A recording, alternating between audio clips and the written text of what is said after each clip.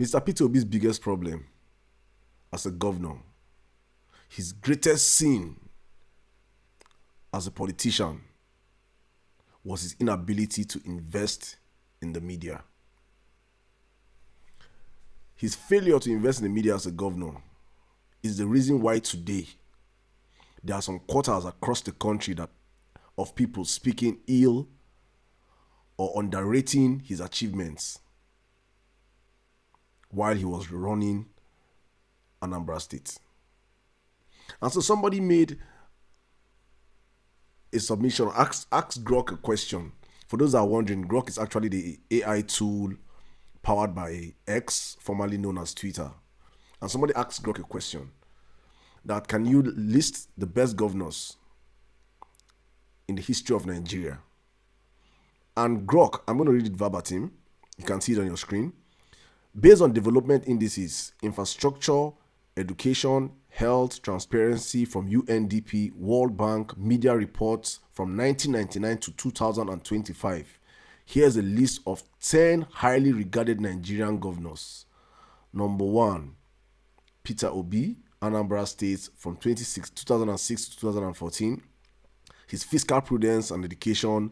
Babatunde Fashola comes in second, Lagos 2007-2015. Urban infrastructure. Donald Duke comes in third, Cross River 1999-07, tourism environment at number 4, Nasir El Rufai, Kaduna State number 5, Babagana, Zulum number 6, Dave Umahi, 7, Alex Oti, 8, Sheyi Kinde, 9, Godwin Obaseki, 10, Mohammed Bago. These are, according to Grok, the top 10 governors ever since the Fourth Republic happened in 1999 up until date.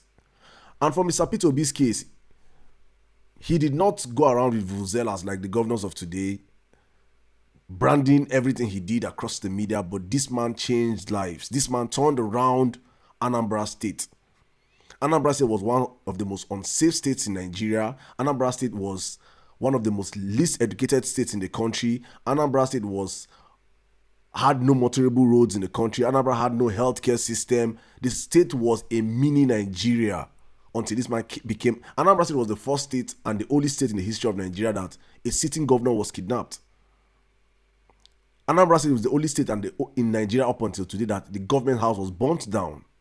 Cabals were running that state amok until this man came in and transformed that state and made the state the safest state in Nigeria, as stated by the Inspector General of Police at that time, Abubakar. He did not just change the security apparatus and turn Anambra to the safest state. He took Anambra State from one of the worst states in education and took them to the very top in WAEC and NECO. He did all these things. Healthcare. He built a 10-lane superhighway in Onitsha, Head Bridge. Anybody that knows about Onitsha Head Bridge will tell you about the travel time. If you're traveling from the west to the north and you're passing through Onitsha, people spend nights, especially during the festive seasons. People spend nights just in Onitsha. This man built 10-lane superhighway in Onitsha. Federal project. This man built over 800 kilometers of roads. This man built from ground up the Anambra State University, Ibariam campus. He built it from ground up. Built the Anambra State Teaching Hospital. This man he touched every single place of governance in Anambra State. And he was leaving, he left that state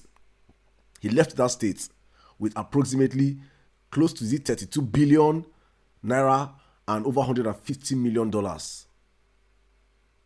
This man performed exceptionally great, but he failed in advertising the great works he did.